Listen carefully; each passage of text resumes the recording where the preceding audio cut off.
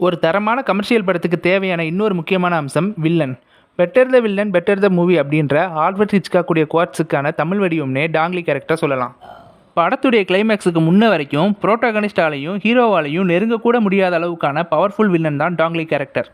இந்த படத்தில் தமிழ் சினிமாவுடைய முன்னணி ஹீரோக்களில் ஒருத்தர் நடிச்சிருந்தாலும் படம் முழுக்கவே வில்லன் கிட்ட அடி வாங்குறதும் தப்பிச்சு போகிறதும் மட்டுமே உள்ள புரோட்டாகனிஸ்ட் ஹீரோ கேரக்டரை இவ்வளவு பெரிய படத்தில் உருவாக்குனது இயக்குனர் ஏஆர் முருகதாஸ் அவர்களுக்கு திரைக்கதை மேலே உள்ள அசாத்திய நம்பிக்கையை தான் வெளிப்படுத்துது. அதுக்கு நடிகர் சூர்யா அவர்களுடைய ஒத்துழைப்பும் பாராட்டத்தக்கது. அடுத்ததாக கமர்ஷியல் படத்துக்கே உரிய முக்கிய விதியான சஸ்பென்ஸ் ஆஃப் டிஸ்பிலீஃப்ன்ற கான்செப்ட். அதாவது படத்துக்குள்ளே ஏகப்பட்ட லாஜிக் மீறல்கள் இருந்தாலும் பார்க்குற ஆடியன்ஸை அதை பற்றி யோசிக்க விடாமல் எமோஷ்னலாக ஸ்க்ரீன் பிளேவை என்கேஜிங்காக வச்சிருக்கிற கான்செப்ட் தான் சஸ்பென்ஸ் ஆஃப் டிஸ்பிலீஃப். இந்த கான்செப்ட் பற்றி நம்ம சேனலில் சினிமாவிற்கு லாஜிக் தேவையான வீடியோவில் டீட்டெயில்டாக அனலைசிஸ் பண்ணப்பட்டிருக்கோம்.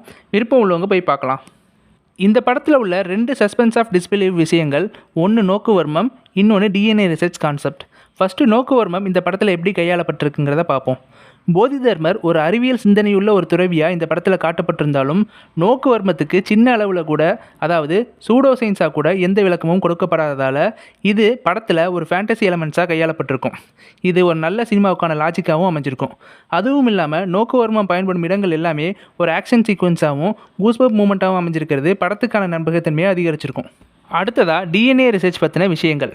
பொதுவாகவே நம்முடைய தமிழ் சமூகம் மட்டும் இல்லாமல் எந்த ஒரு நல்ல சிந்தனை உள்ள மெச்சூரான கூட்டத்திலையுமே ஆர்வக் கோளாறுகள் அப்படின்ற விஷயம் தவிர்க்க முடியாதது.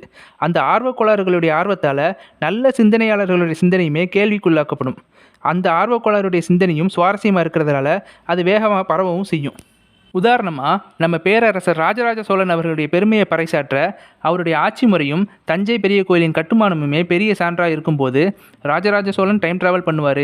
தஞ்சை பெரிய கோயில் ஒரு வாசல் வழியாக போனால் இன்னமும் சோழர்கள் வாழ்ந்துட்டு இருக்க இடத்துக்கு போகலாம். தஞ்சை பெரிய கோயில் கட்டினதே ஏலியன்ஸ் தான். இந்த மாதிரியான கட்டுக்கதைகள் ராஜராஜ சோழனுடைய மதிப்பை மட்டும் இல்லாமல் பெரிய கோயிலை கட்டின உழைப்பாளர்களுடைய உழைப்பையும் சிறுமைப்படுத்துகிறதா அமையும்.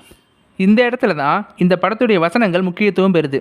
தமிழர்களுடைய அறிவியல் பற்றி சுபா பேசுகிற டைலாக்ஸ் சூடோ சயின்ஸாகவும் இல்லாமல் மாடர்ன் சயின்ஸாகவும் இல்லாமல் நம்முடைய சயின்ஸாக நமக்கு கனெக்ட் ஆகிற மாதிரி அமைச்சிருக்கிறது படத்துக்கு சுவாரஸ்யத்தை அதிகப்படுத்தியிருக்கும். அதனால் டிஎன்ஏ ரிசர்ச் பற்றி போதிதர்மருடைய புக்ஸ் ஒரு தாட் ப்ராசஸ் தான் அப்படின்ற நம்பகத்தன்மையை நமக்கு ஏற்படுத்தியிருக்கும்.